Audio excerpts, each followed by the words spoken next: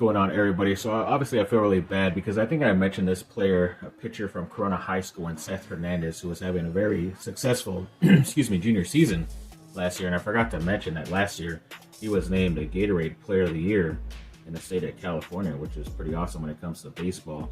And then they said like this last year coming up that he was going to be the next great pitcher coming from Southern California, and he boosted his MLB draft stock when he was at the NHSI during those performances, but I think it was because of like playing for Team USA and all that stuff, the under 18 class, excuse me. So yeah, he's been doing some great stuff, and I always kind of wondered because I live pretty close to there, and then I was like, why there's always still cars there, like so many cars going there. I know the football team isn't all that great, but this was after football season, so I was like, I kept wondering why there was still so much activity going on out there, but it always seems like the other sports other than football are doing much greater things at Corona High than most. But yeah, when it comes to like a future MLB draft thing that they put out projections, they actually have both him going at number 4 to the Colorado Rockies, and then Billy Carlson, who's obviously a great player from Corona High. He's a shortstop, and he's going to the Toronto Blue Jays. And then they had an article come out that said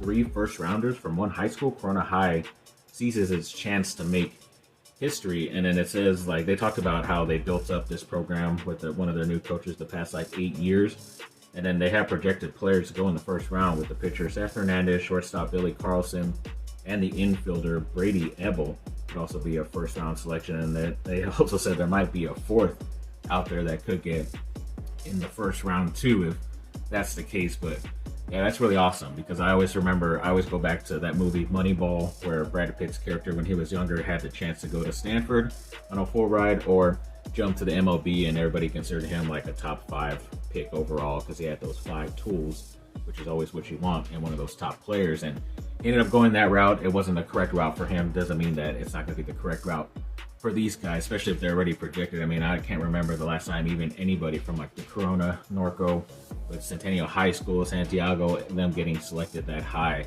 I'm sure there has been, but I really haven't seen that much happen pretty in recent history. So yeah, it's going to be great to see that happen. And if he ends up choosing to go the MLB route, then congrats to him, and we'll see where he ends up, and the other players too. I mean, other chance to have 2 to 3 other first round picks with Seth Hernandez. That's going to be pretty awesome. But yeah, congrats to those guys at my alma mater, and see what they can do. Yeah, thanks for watching.